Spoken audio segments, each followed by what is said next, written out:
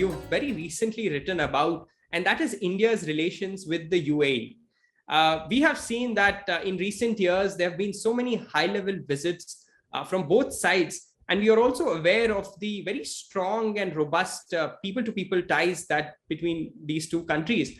And can you tell us about how this relationship has strengthened over the last few years?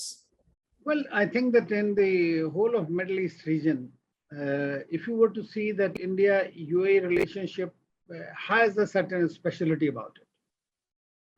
That is, I would say, not only that it is close and not only because they are the third largest trading partner for transit or they are investing in India or a strategic partnership for that. I feel that UAE also is trying to change its worldview. And its worldview is that it sees itself as a major sort of a middle power. And in that context, it sees the relationship with Israel. It is far more aggressive in its foreign policy posturing, outreach. And it has considered the value of Indian relationship from their side as well. For example, I would say that you know about the Organization of Islamic Countries, which is called now OIC, Islamic Cooperation countries, 57 countries there. India is not a member. Pakistan considers it as fiefdom and carries forward whatever it wants to do. The UAE was the first country which invited former Foreign Minister Sushma Swaraj to come and to speak at the Foreign Ministers meeting of the OIC.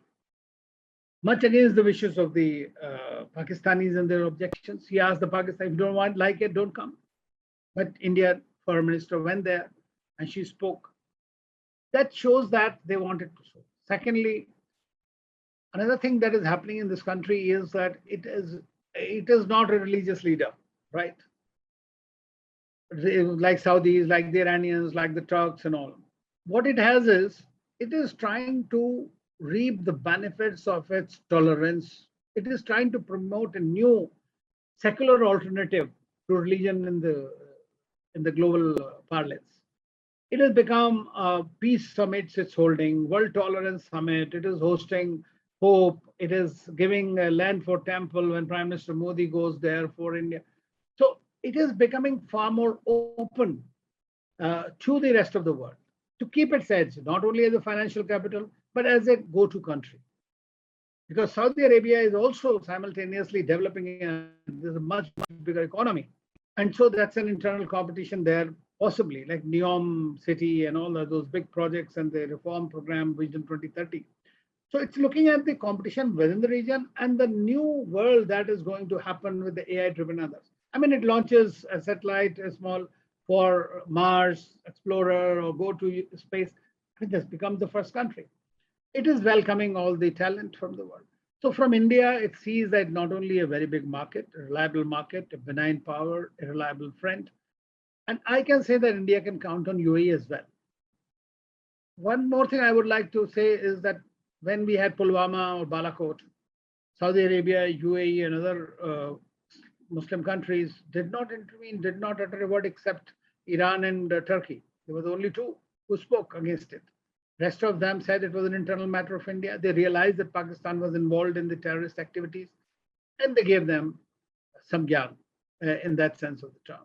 So I think that this is a change that is very important in our relationship, and we need to nurture that relationship. Now with the Abraham Accords, a new dimension has opened up for a trilateral cooperation among ourselves and in third countries, maybe in Africa, agriculture and all those different areas.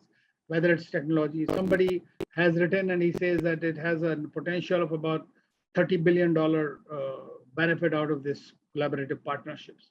So we have to see how it moves eventually. But these are really interesting times.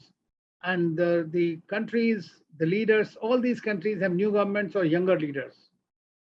So it is time that they remain invested in India to the extent, and India remains engaged with them, because I personally feel that in many ways, the West Asian region is even more important than our immediate neighbor. Please remember to subscribe to us and switch on the notifications for this channel. For our other social media links, more content, and to support our work, please visit citti.net. Dhanyavad. Namaskar.